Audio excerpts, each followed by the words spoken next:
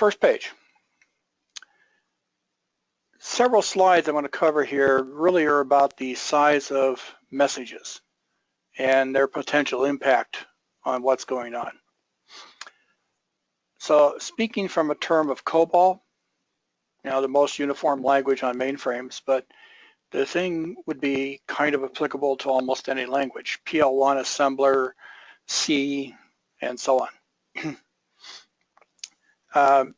This is aimed specifically at CICS programs, so preferably, typically on the mainframe.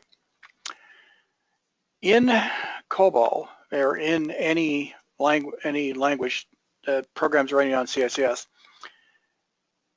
it makes a copy, right, of the working storage, or dynamic storage as it's known in other languages, for each task that's using the program. This is how CICS maintains reentrancy for your applications.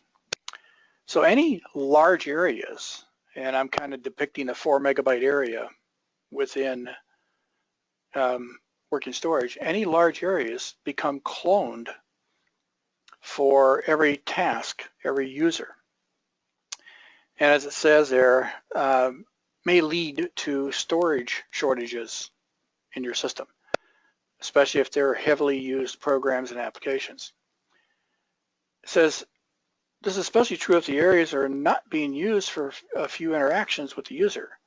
So essentially, if I'm doing a data entry application with my users, presenting them a couple different screens, getting them to enter information, if you will, but I have this big piece of storage laying around in working storage, it's tying up storage, and it's not going to be used until we get through the editing with the user, and then say, okay, let's write this message out, if you will, to MQ. So again, recommendation is to perform kicks get mains just before you need to do the MQ put or even MQ get. To have a piece in storage and working storage to read into, right? Again, you're hanging storage around for a long period of time. And if I do a get main and acquire storage dynamically, I can do so just when I need it or just before when I need it, thus saving storage until a later point in time. Okay, so persistent messages on the next page. I wrote a little program. This was done on our ZOS system, so on a mainframe. Our system is relatively small. That's the caveat I got to mention at the first. So performance numbers will vary as far as timing, or times, if you will. So I'll point that out a bit. But basically, persistent messages are going to be logged before the put call is allowed to complete. So any application putting persistent messages because they believe they need recovery of that message should the server or queue manager fail, right? It's going to get logged before it completes.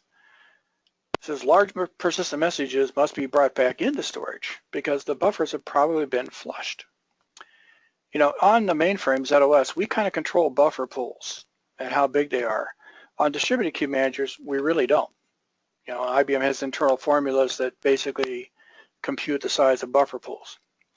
So as a consequence, these large messages tend to manipulate the buffers, fill them up, causing flushing of the buffers to disk. And the idea is, MQ wants to try to keep messages in memory as much as possible. Now, the logging operation is to disk. So, that's its point of recovery, if you will. But basically, if I have these large messages getting flushed to disk, when I need them again, I need to retrieve them, I got to basically bring them back into memory. Okay, also the last fact there, the message must be cleaned up on MQ back if I'm doing puts, or MQ gets, or commit if I'm doing gets. If I'm putting messages to the queue and nothing goes wrong, they're going to stay there. So, could be in memory, could be on disk. If I'm getting messages under sync point, they're not going to disappear until I commit. And once I commit, right, or if I fail, they stay there on the queue. And if I commit, then I must clean them up. Or if I do an MQ back or a bend my application on a put for stuff that's put, I must basically get rid of them. Now, larger messages, probably on disk. So I got to basically read disk just to basically throw messages away, if you will. Okay, so some considerations there. Now it says plan for the fact that as the message size increases, time to process will go up. Now the little graph I give you here on this page, I wrote an application to go through several iterations to put and get persistent messages on our system. And this again is on ZOS. So caveat, it's our system, a relatively small system. It does have high-speed RAID arrays. It does have sufficient memory, and I just, again, the actual timings, if you kind of flip over to the next page, you'll see the same chart, but you'll see a little table of timings. And I basically did messages from 100K up through 4 megabytes. What I really want you to notice about the graph is it's kind of linear. So as your message size increases, so does the time it takes to process it. Your systems may perform a little bit better than ours, but every place I've been where I've seen, this type of interaction or have done my little test on other people's systems, basically it's pretty much linear, assuming that the logging system has been tuned, if you will. Okay? All right. Size of message concerns and transmit queues. This is kind of true for pretty much any queue manager. As I'm hooking up queue managers, I require a transmit queue and channels to connect up to 2 queue managers. Well, we all as administrators have probably built one transmit queue, one pair of channels. Now MQ can send and receive data because we do a pair of channels. So it looks like a one-way arrow here. It really isn't true. We do have the ability for queue managers to send and receive concurrently. The sender channel matches up to receive channel. What I don't show is the other pair. Now, the sending queue manager is reading these large messages out of the transmit queue, shipping them across the wire in chunks at a time. And, we'll talk about networks in a little bit later here.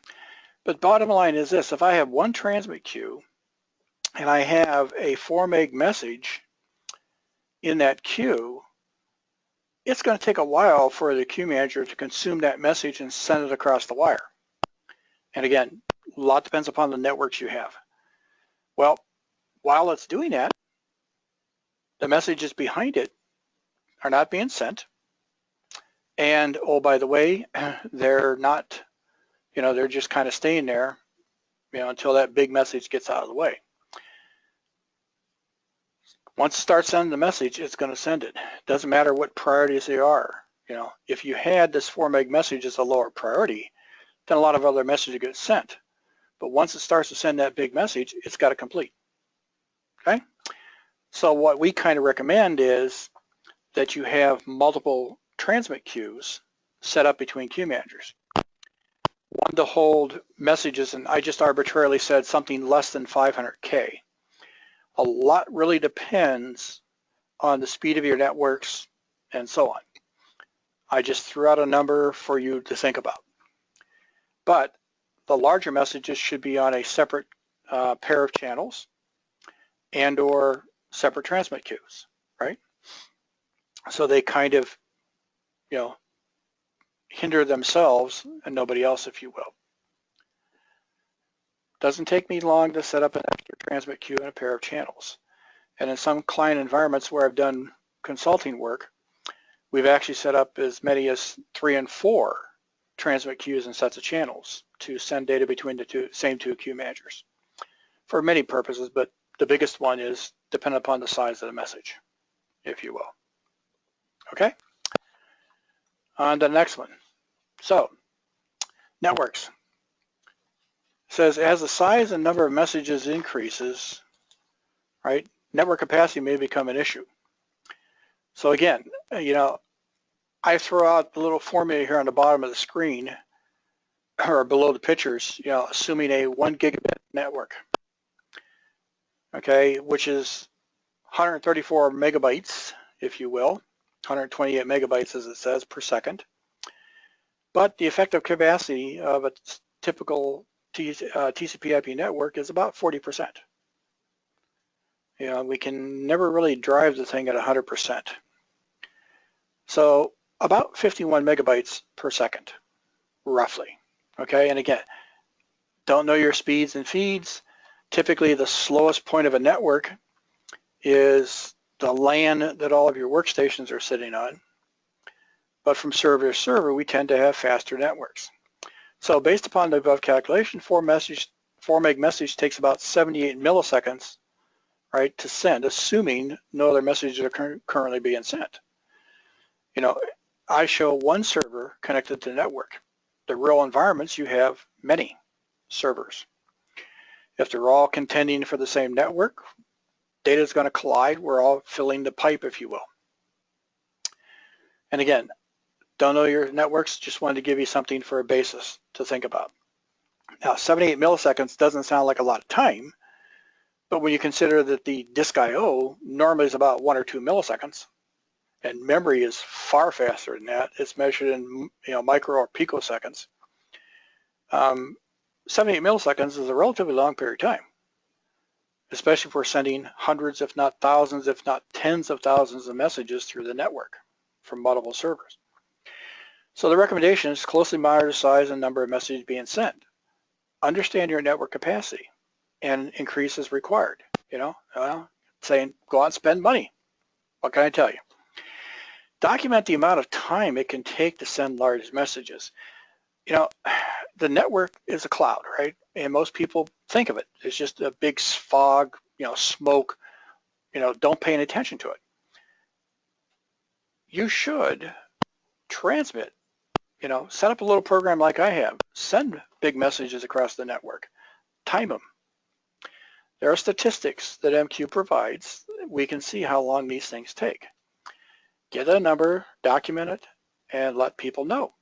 If I'm going to send a 4 meg message across the network, this is what we should expect. Okay? Should be part of, applications that are sending large, data. Part of your test plans, part of your documentation. Okay? All right, so SSL TLS. We can no longer send data in a clear. Now within a corporate network, I hope this is not true. I hope that you're allowed within your corporate networks to send data between servers in the clear. Now where your networks clearly cross public boundaries, between buildings in different cities, we'll say, you probably don't have the luxury. The auditors want you to encrypt the data that's going across the wire, okay? And I can understand that. So encryption of data to be sent adds about 5 to 10% overhead, processor time, depending upon the ciphers used, depending upon how fast your processors are, a few other little things. Decryption of the data is about the same. So we're adding processing time on both ends. So the times can be elongated due to processor contention. If I am running a system at a very high level of usage, mainframes are designed, and ZOS operating systems designed to run at 100% plus capacity. If I am running at that capacity, then I don't have a lot of time to encrypt and decrypt messages. A lot depends upon the priorities, right? Unix machines and Linux machines, or operating systems, drive processors differently, maybe about 85, 90% effective. So as I start hitting that level of processing, I start diminishing my returns. And with things like Windows type operating systems, maybe 65, 70%, I start seeing diminishing returns. So if I'm hitting these peaks, right, then this extra time may throw me over the knee of the curve. Okay? So understand the amount of time it will require to encrypt and decrypt data. That also depends on the size of the messages. The bigger the message, the longer it's going to take to process. Okay? The timings I showed you on my little chart had no encryption or decryption in them. It was strictly within the same server I was processing. And again, a lot depends upon what level of hardware you have. Like the mainframe has a special crypto engine built in where the hardware is doing compression as opposed to software. Makes a big difference. Kind of a common one I see, moving and clearing large areas. So on mainframe, clearing or moving a large memory area will use something called an MVCL instruction. Basically, move character long. It is a hardware machine interruptible instruction. Now, on other platforms, this typically is a 1-byte looping array type move, but it also is interruptible. Okay, so basically, if I have no contention for my processors, these moves or clearing of large areas can happen relatively quickly. If, however, I'm trying to move the same large area at the point in time when my mainframe is running 100%, my Linux server is running about 90%, and all of a sudden the system needs the processor for higher priority work, right? Maybe sending messages across the network, maybe reading databases, whatever you have deemed to be higher priority work on your systems. It can suspend the application doing the clearing, give the processor to that higher priority function, and then come back to it. Now, it says, understand the amount of time it will require to do the move and clear the large data areas.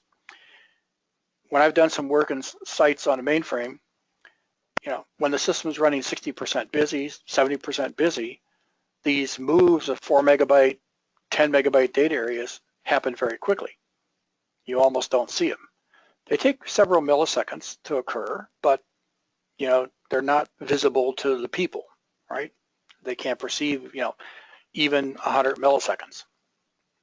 However, when that system is running at 105% busy, and oh, by the way, your mainframes can run 105%,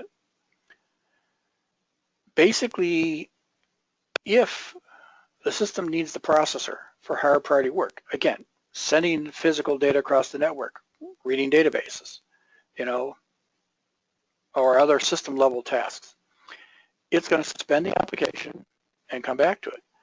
I have seen these 100 millisecond moves turn into second, 2 seconds at a peak time. So as a consequence, you're starting to see the slowdown. And by the way, when that occurs, please remember, you're also backing up other work. Okay? And again, understand contention issues when the processors are overcommitted. We start to, as we overcommit our processors and we keep switching back and forth, there comes a point in time where the system says, hey, can't do it. I ain't got enough CPU. And of course, that's a fairly expensive item, even for Linux type servers, to go out and buy another processor. Especially when you consider the fact that as you add processors, chances are your software bills are going to go up. So, kind of a cascading effect. All right. So now I'm off into a couple of other things. Triggering. So basically triggering, right? Trigger first. Essentially what I've seen, and pretty much everything's there on the foil or in the text. A trigger first on an MQ, right? If your application ends prematurely before processing all messages, the queue manager refires the trigger automatically. Okay? In other words, the moment you close or your application abends and there are messages left on the queue, it's going to refire the trigger. Okay? It says when the messages are retrieved under sync point and rolled back or we abend, the queue manager is going to refire the trigger, assuming there's still messages on the queue. And I've seen this happen in applications, both background or batch type things and CICS transactions, where we trigger first, it starts processing, it either closes the queue or abends without processing all the messages, refire the trigger. In one case, it would refire the same trigger 4,000 plus times before somebody realized it was in some kind of a transaction loop, okay? And this was a CSS transaction. So as I say in the bottom, ensure that your application is coded to check the backout count field within the message and turn off triggering. This is something we teach in our application programming classes, right? And stress the thing. You know, it's a matter of exercise triggering, but we stress the fact that should you encounter this, you know, reoccurring abend, rollback processing situation, the application should really turn off triggering with the MQ set call. And we teach them how to do it. Okay? Trigger every. So basically, people do trigger every, say, well, you know, I want to get my stuff done faster, and I can't wait for one application to process all the messages on the queue.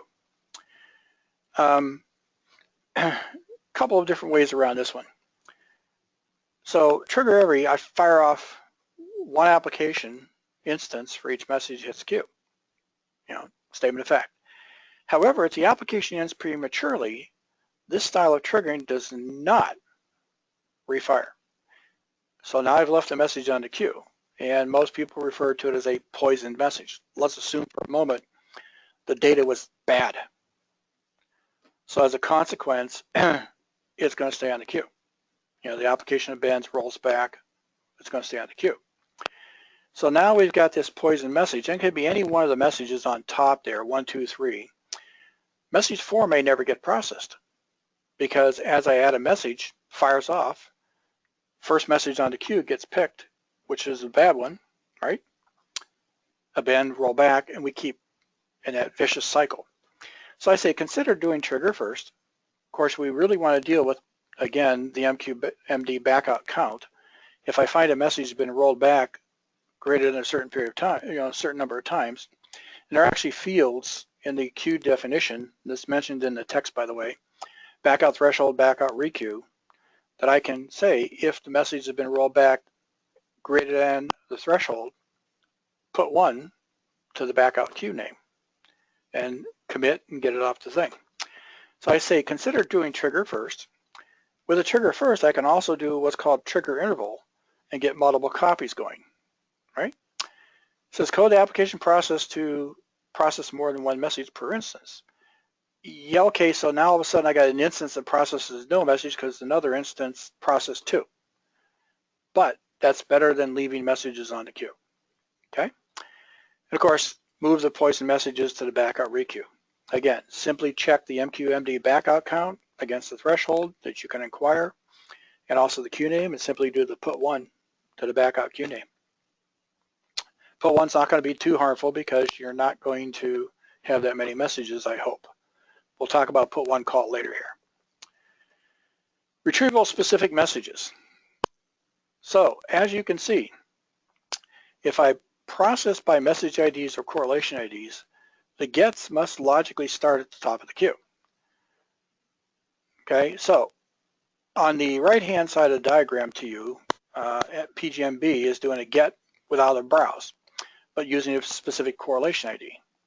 So it has to skip through message 1 because it's not the same, it's not the GG correlation ID. Retrieves message 2, and we'll say it's destructive. It goes out of the way. So then it says, give me the next one. Well, it's got to skip through the first BB and the second BB, message 3, MI3, retrieve MI4, and get it destructively. You get the idea here, right? As I start looking for particular correlation IDs, it's got to logically start at the top of the queue and possibly reread the same message multiple times, as indicated by the multiple arrows. Now, on the other hand side, it's a little different wrinkle. You know, program A is saying get without resetting the message ID or correlation ID, and I've seen this happen on a lot of sites. And again, the fact, not resetting message ID, correlation ID before each get is a performance issue. So I get the first message off the queue. Well, I now have populated message ID. In this case, I say to MI01. So when I say give me the next message, if I have not reset it to none, it's literally going to fly through the entire queue looking for MI01, none to be found. It's going to hit the end of the queue and go away. And I actually had a customer one time say, yeah, MQ processes one message, big pig, processes one message at a time, and restart it, process another message, and kind of goes away. This is exactly what was going on. They were not properly setting the message ID, read one message, go flying through the queue. And they had about 1,000 messages on the queue. And that vicious thing, start the transaction over again, read the next message, run through 999 messages, before it did it again. So you really need to set the things to none, right, if you're not using them. And if you are truly retrieving by correlation ID, consider doing an index. Now, the index is only valid on ZOS systems, the mainframe. On the distributed boxes, it builds an in-memory hash table. So you're kind of getting an index build all the time. On a mainframe, we have to specify index type, correlation ID. It will make the retrieval by correlation ID much, much faster. Okay. Kind of another look, if you will, over on page 12. Ever since version 7 of MQ, large message queues, getting ahead of myself. Okay, back on page 11. Flip the page when I shouldn't, folks. So basically, again, I want to look for a message MI 1005. I got to read through the first 1004 messages to find that message. So if I'm looking for particular correlation IDs, right, in this case XX, I got to read through a whole bunch of messages. So again, or maybe I'm reading by message IDs, I probably want an index by message ID. Now on the mainframe, I don't have the luxury of having multiple indexes. It's either correlation ID, message ID, but not both. Okay. Now over to the next page. So with version 7, we've also had message properties introduced. So I can have associated message properties with messages on the queue. And kind of show you maybe message properties might be like state codes, okay? And they're in the name value pair, state equals whatever, okay? So in this case, it's kind of like I'm looking for a particular state, Texas. Not picking on any particular state, that's just down in the alphabet, okay?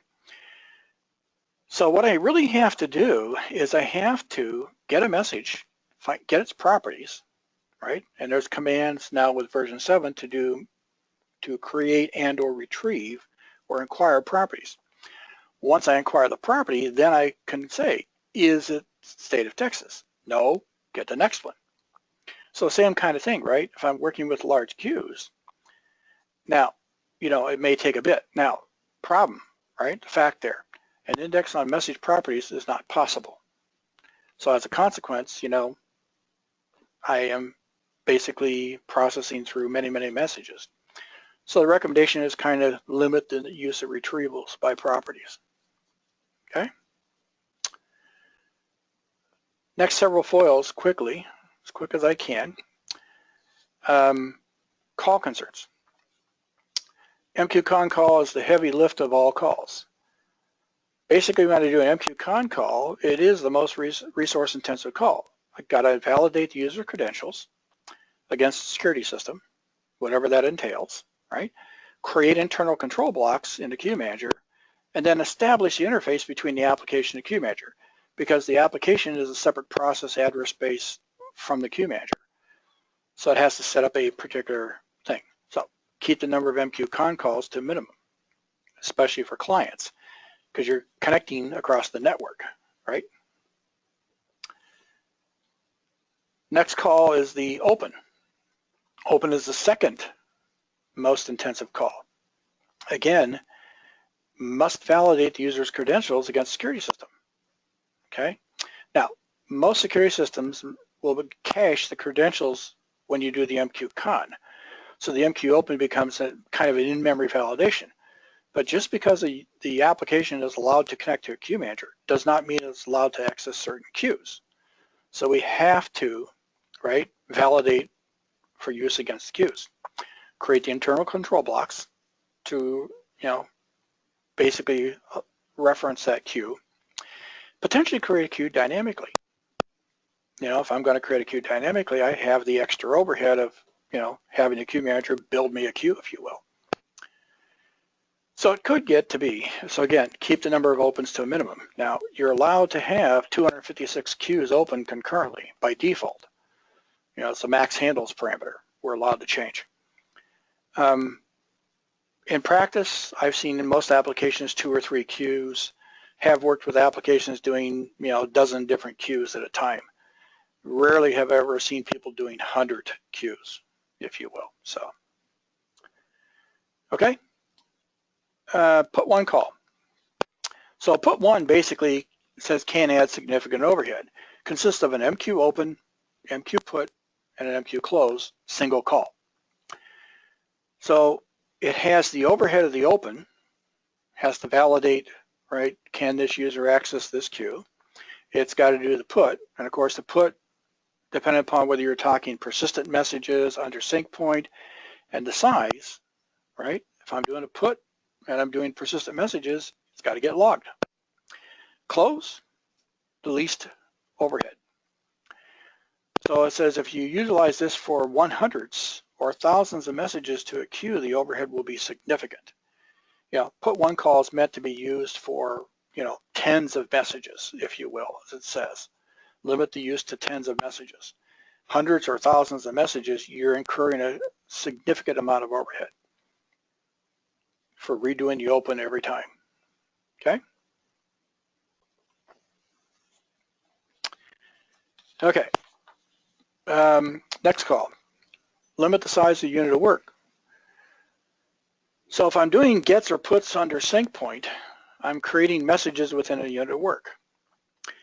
And as I'm doing so, okay, I may have to remove them if they're being put under sync point on an MQ back, or things being read under sync point get removed on a commit.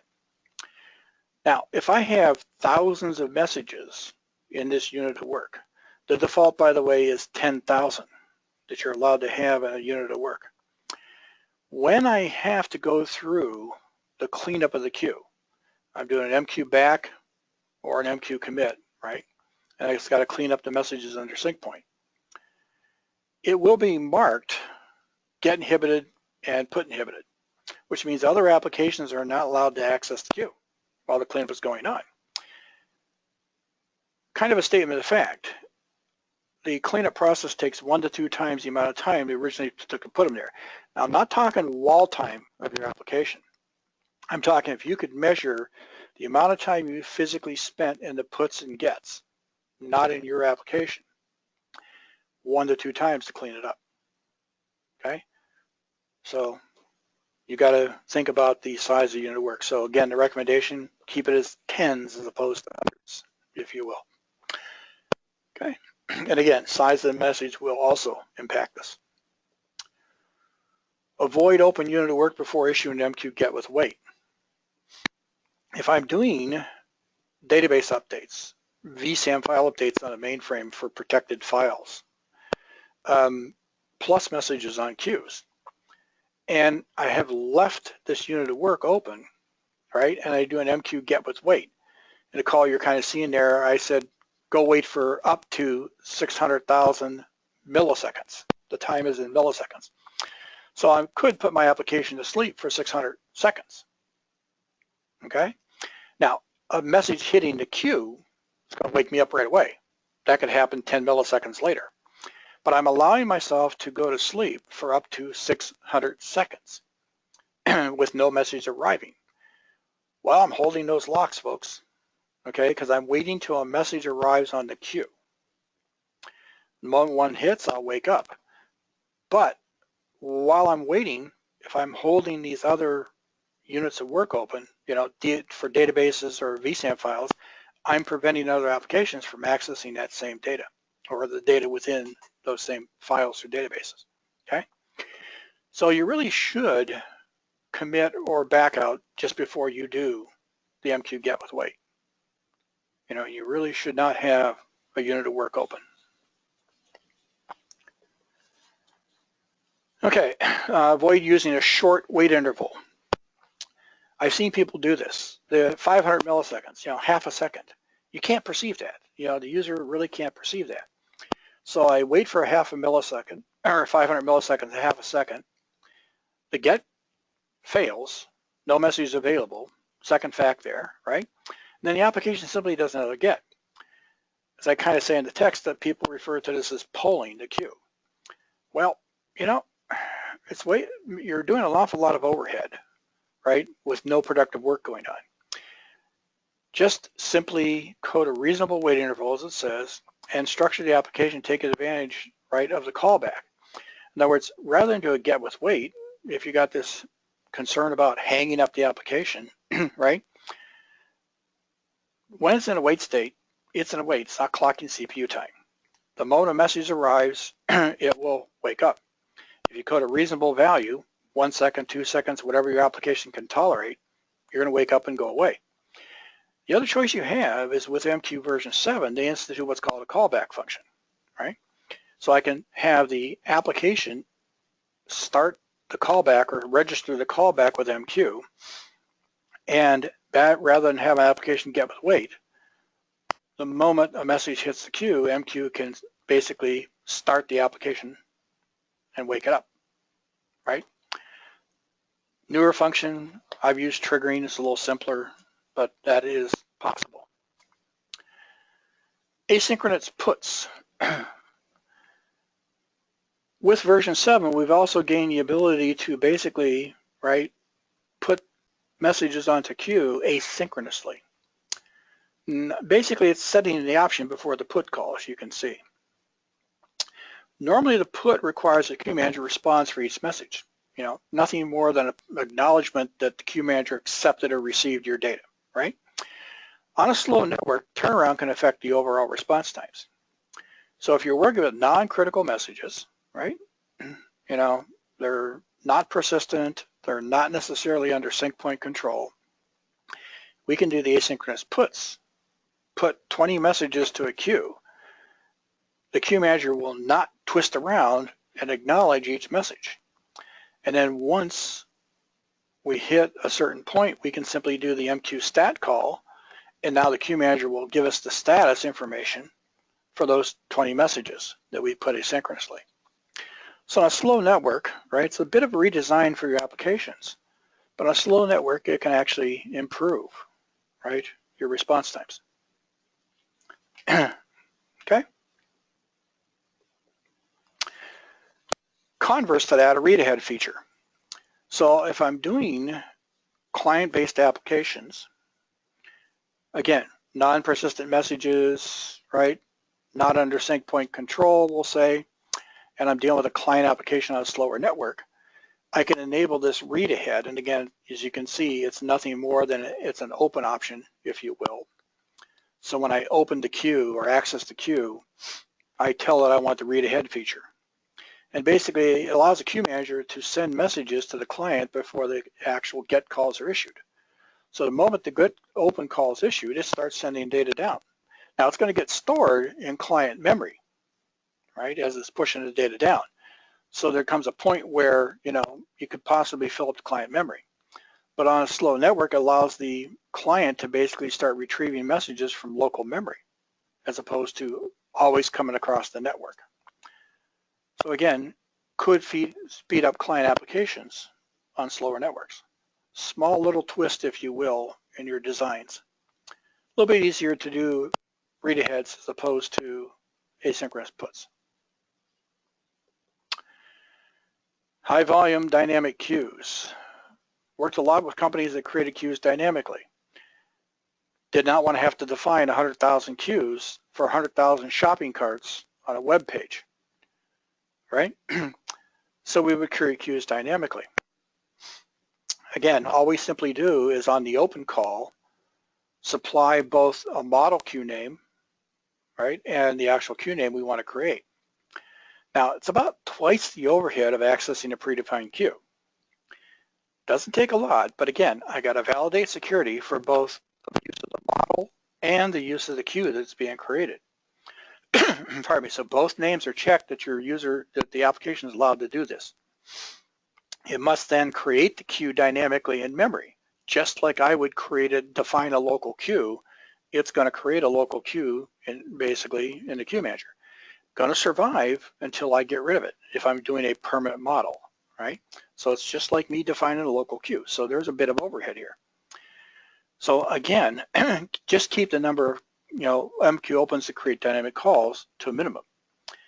Most applications doing this, basically it's once or twice, in the application's lifetime, if you will.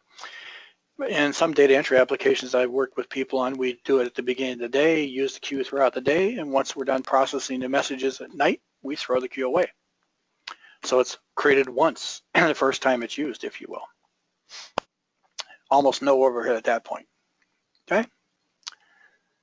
All right, getting close to the end time. There's never enough time for these things, folks. But again, if you download the thing, you'll have all the text. Okay, messages put with, and that should be MQ GMO, or PMO sync point. Sorry about that, little typo. Are not available until we commit. This is another one I've seen that has affected people. So I do a put messages under sync point to a queue, right, that's going to be sent to another queue manager. It's not going to get sent, right, to the other queue manager or even retrieved.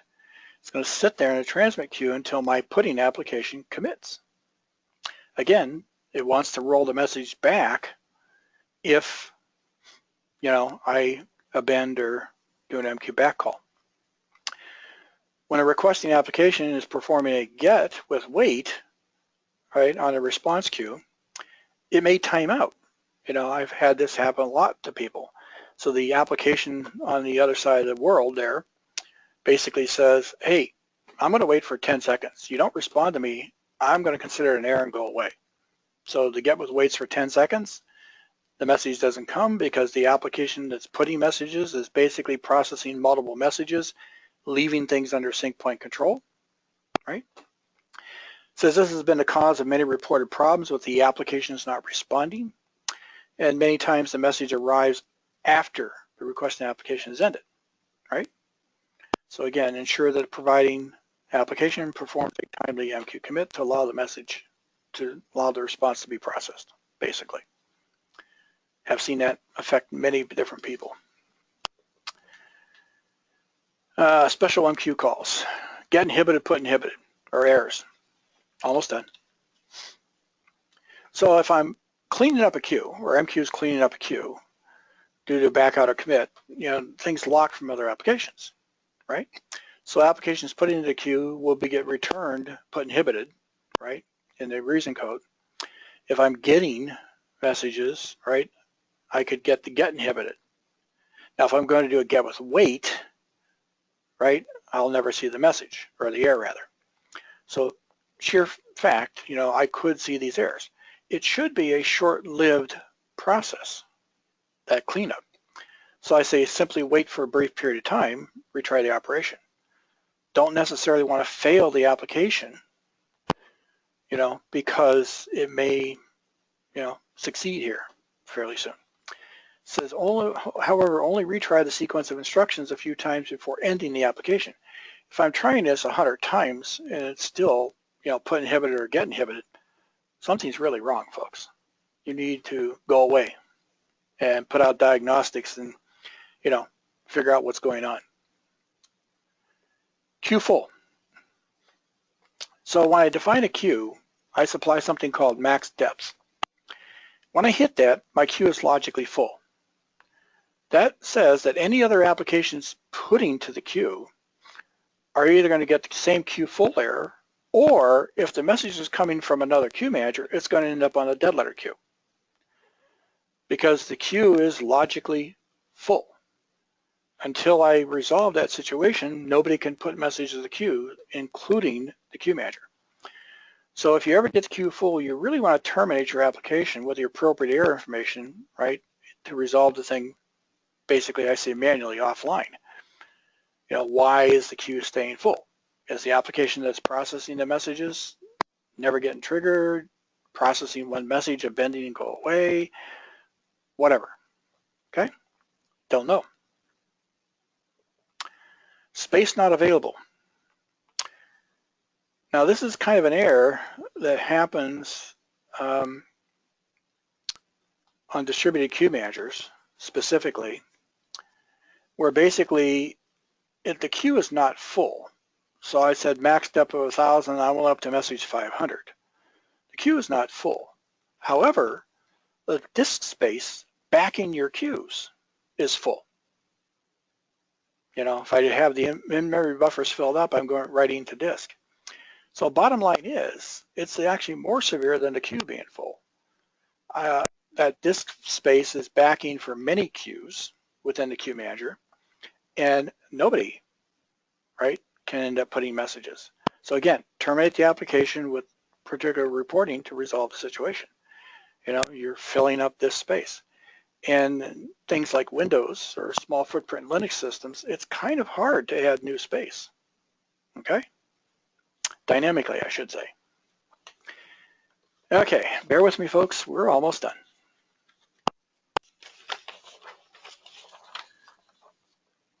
Okay, page set full, or what used to be called storage medium full.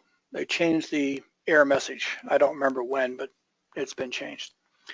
This again is typically on a mainframe. So in Linux, Unix, Windows, I basically have a file data drive, if you will, that I back things with, okay? And it's basically one drive or one particular RAID array. On a mainframe, I can have 100 page sets, and I associate queues with a particular page set. Well, the page set's a linear data set. It can go through many secondary allocations. It can grow to be quite large. It really depends upon your limitations in your systems. But if it ever reaches maximum capacity, or if somebody defines a page set without secondary allocations, so there's only the primary, and it fills up, the same kind of thing happens. All people put into the queues that are being backed by that page set are getting the same page set full error. So again, terminate your application, put out diagnostics, and start to figure out why. Okay, storage not available. I think this is my last page, so I'm only about 5 minutes over. If I see this, basically I don't have enough memory to support the queue manager. You know, on Linux, Unix, Windows systems, you know, I really don't pick a size, but I'm filling up the swap file, things like that, as it says. You know, so the queue manager itself is running out of storage to work with. On ZOS, we have a region parameter. So again, I'm running out of the physical region to process data. Now, you know, both of which require restart of the queue manager to resolve, if you will. I have a third choice on the mainframe. Could be I'm doing shared queues where they reside in something called a coupling facility, and I've run out of storage in the coupling facility to hold the shared queues.